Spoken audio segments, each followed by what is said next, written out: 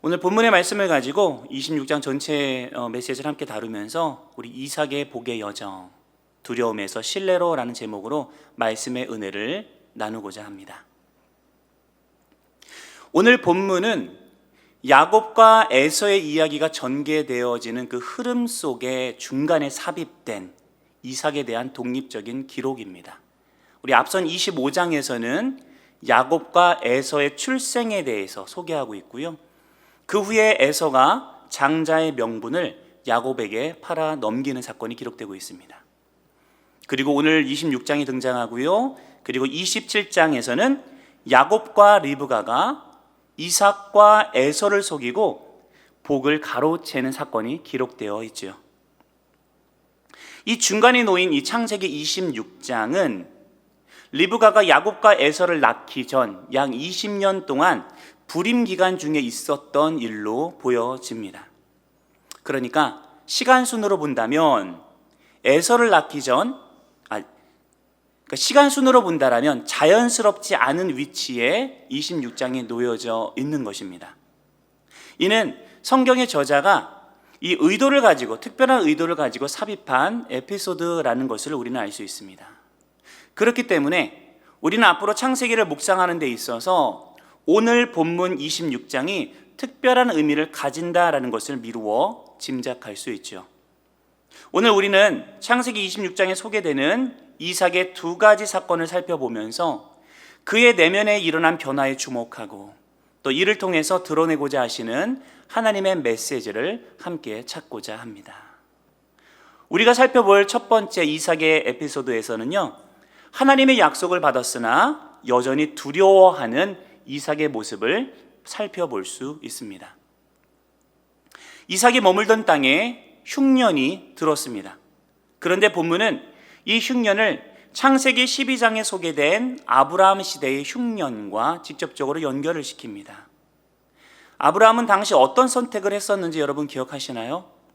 흉년이 들자 그 흉년을 피해서 애굽 땅으로 내려갔고 그곳에서 자신의 아내 사레를 누이라 속이게 되는 사건이 벌어집니다.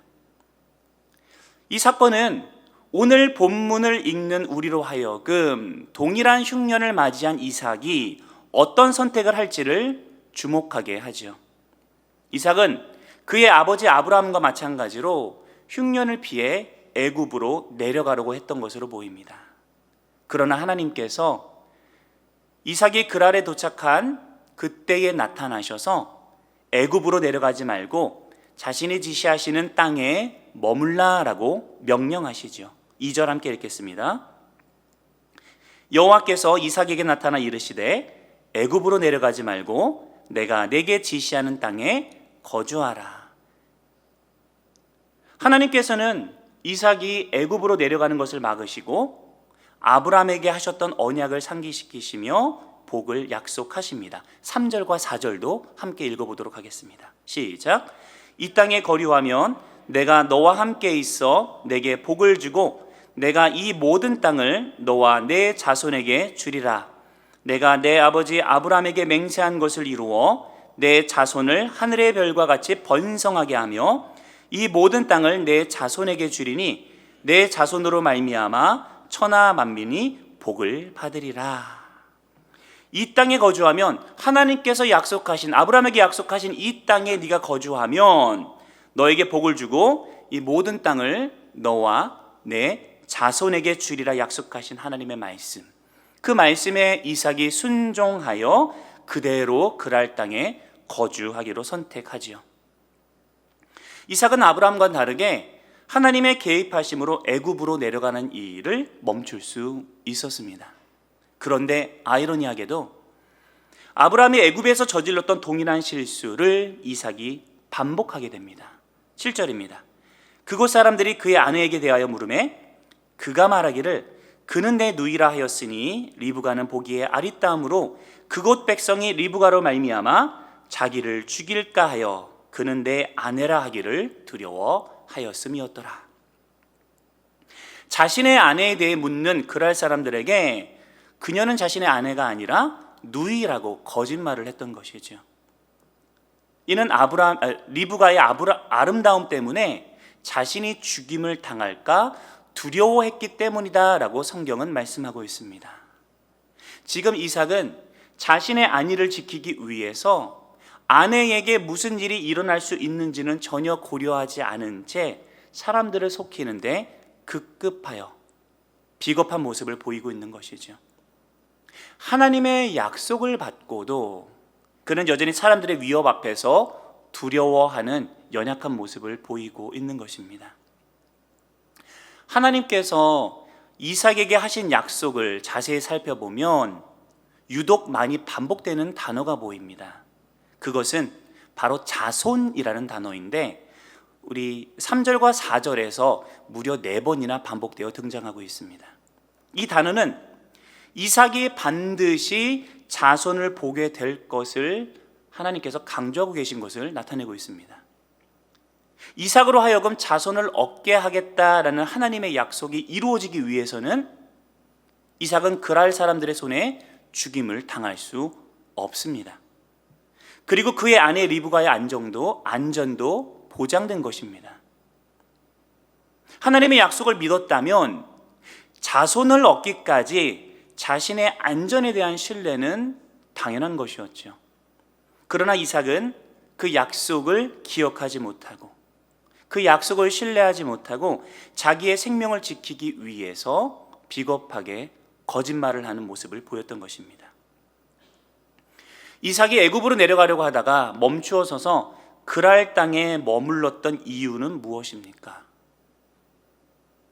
그 땅에 거주할 때에 하나님께서 너와 네 자손에게 복을 주리라 약속하셨기 때문에 그 하나님의 약속을 믿었기 때문 아닙니까? 그런데 그렇게 약속을 의지하여 그랄 땅에 머물기로 선택했음에도 정작 하나님의 약속을 신뢰하지 못하여 두려워 떠는 이율배반적인 모습을 지금 보여주고 있는 것이죠. 약속을 받은 자일지라도 세상의 위협 앞에서 두려움에 흔들릴 수 있습니다. 그리고 믿음이 흔들릴 때에 하나님의 말씀보다 눈앞의 위협이 더 크게 다가오기 마련입니다. 그리고 신앙의 위기는 바로 이러한 상황에서 나타납니다. 이삭의 이런 두려워함과 비겁함은 우리에게 매우 크게 다가옵니다. 이에 대해서 하나님께서 이삭의 믿음 없음을 크게 나무라셔야만 할 것 같습니다. 그런데 놀랍게도 성경은 이삭의 믿음 없음과 비겁함을 비중 있게 다루지는 않습니다. 이삭이 질책을 당하기는커녕 오히려 이후의 모든 일들이 잘 풀려버립니다. 우리가 읽지는 않았지만 어제까지 한 큐티의 말씀을 통해서 여러분의 머릿속에 그 내용이 남아있을 거라 믿습니다. 8절부터 11절을 살펴보니 블레셋 왕 아비멜렉이 이삭이 자신의 아내 리브가를 껴안고 있는 모습을 목격해버리고요, 이삭이 거짓말을 하였음을 알아채버립니다. 그리고는 이삭을 불러 그를 질책하지만 그에게 아무런 해를 가하지 않을 뿐더러 그 땅의 누구도 이 부부를 해치지 말라고 엄히 명령을 내립니다. 이는 하나님께서 이삭의 불신에도 불구하고 모든 과정을 선하게 이끄시어 이삭을 보호하셨던 것입니다. 본문을 통해서 직접적으로 드러나는 것은 이삭의 연약함이지만, 그의 치명적인 실수이지만, 본문의 초점은 이삭의 연약함에도 불구하고 여전히 자신의 약속을 지키시는 하나님의 신실하심에 맞춰져 있다는 사실을 기억하시기 바랍니다. 이삭은 믿음이 부족하여 두려움 속에서 거짓을 선택했지만 그럼에도 불구하고 하나님은 자신의 약속을 지키시고 이삭을 보호하셨습니다. 그리고 이 사건이, 이 첫 번째 에피소드가 이삭에게 커다란 영향을 미칩니다. 연이어 전개되는 두 번째 사건을 살펴보겠습니다. 그리고 이 이야기에서 변화된 이삭의 모습을 확인하시기 바랍니다. 그의 바뀐 모습은 하나님을 신뢰함으로 복을 누리는 사람의 모습이었습니다. 두 번째 이야기는 이삭이 100배의 수확을 거두고 점점 번성해가는 모습을 묘사하며 시작됩니다. 12, 13절 함께 읽겠습니다. 시작. 이삭이 그 땅에서 농사하여 그의 100배나 얻었고 여호와께서 복을 주심으로 그 사람이 창대하고 왕성하여 마침내 거부가 되어. 이 13절에 기록되어 있는 이 히브리어 원문을 직역해 보면 그가 창대하고 더 창대하여 마침내 심히 창대하니라는 뜻으로 번역이 됩니다. 이는 히브리어 특유의 표현입니다. 반복을 통해서 강조하고 있는 것이죠. 즉 하나님께서 이삭에게 복을 주시어 물질적으로 뿐 아니라 권세적인 면에 있어서도 크게 성장했음을 지금 나타내고 있는 것입니다. 하나님의 약속은 이삭의 불신과 실수 속에서도 여전히 실현되고 있었다는 것을 나타내고 있습니다. 그러나 그 결과 이삭이 블레셋 사람들로부터 시기함을 얻게 됩니다.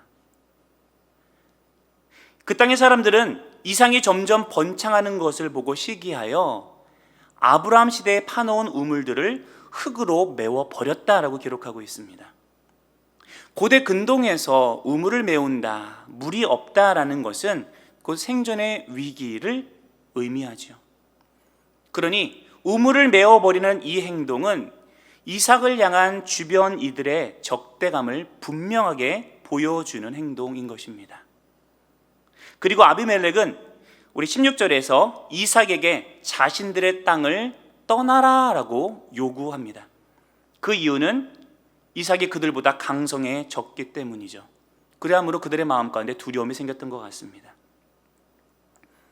이에 이삭은 대항하지 않고 조용히 그랄 골짜기로 옮겨갑니다. 그곳에서 이삭은 새로운 우물을 파지만 그곳의 목자들과 다툼이 일어나죠. 그러자 그 우물을 에색, 다툼이다 라고 이름 짓고는 다른 곳으로 이동하여 또 우물을 팝니다. 또다시 다툼이 생겼고 이삭은 그 우물을 신나, 대적이라고 이름 짓습니다. 그리고 다른 곳에 또 우물을 팝니다.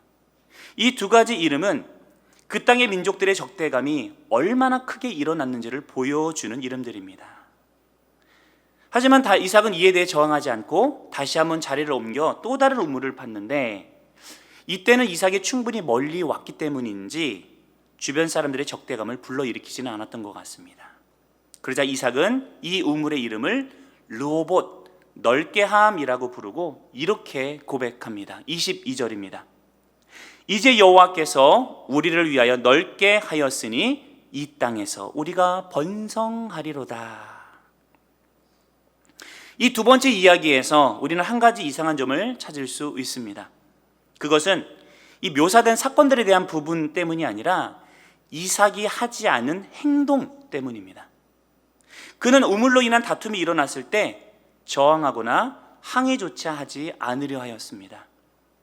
이는 그가 힘이 없었기 때문은 아닙니다.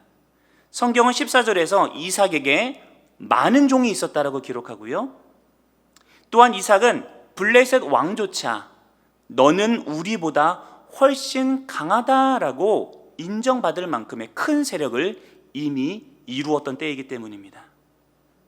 그렇게 큰 힘이 있었음에도 불구하고 그의 우물을 부당하게 뺏으려는 이들에 저항하지 않고 이것저것으로 옮겨다니며 우물을 파고 또 파는 모습을 보여주고 있는 것입니다.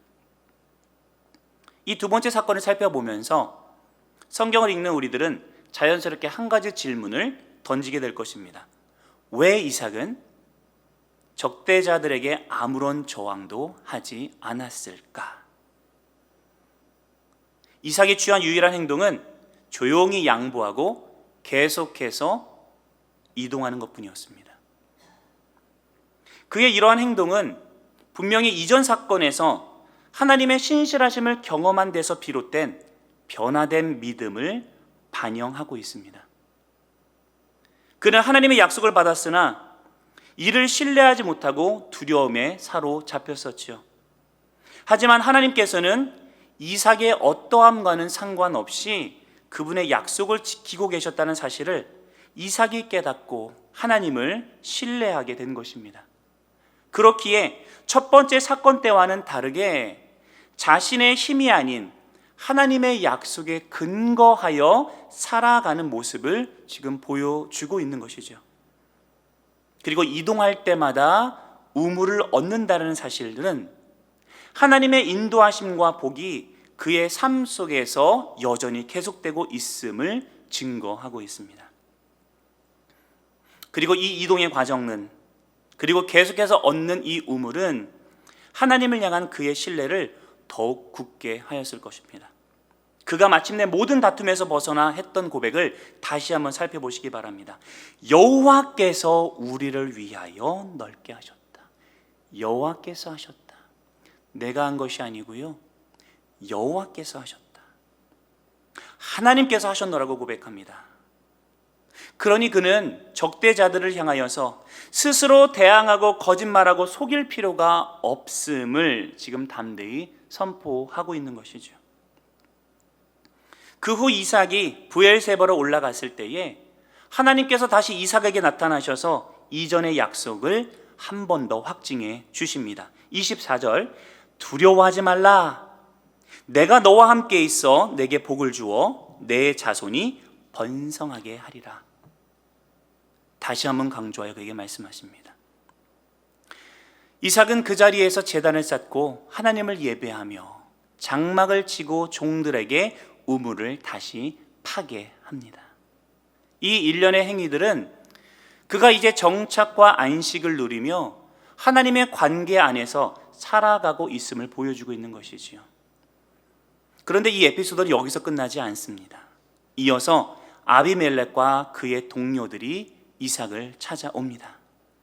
이전에는 이삭을 떠나게 했던 이들이 다시 이삭을 찾아온 이유는 명확합니다. 28절과 29절입니다. 여호와께서 너와 함께 계심을 우리가 분명히 보았다. 너는 이제 여호와께 복을 받은 자니라. 이들은 자신의 눈으로 이삭에게 임한 하나님의 임재와 복을 확인하였고 그와 더불어 평화 조약을 맺고자 찾아온 것입니다. 하나님의 임재가 이삭의 삶을 통해서 이들에게 증명되었고 그 증거가 믿지 않는 자들에게도 경외심을 주게 된 것이지요. 이는 이삭이 스스로의 힘이 아닌 하나님의 약속에 근거하여 믿음으로 살아온 삶의 자체의 열매가 평화로 맺혀진 것이었습니다.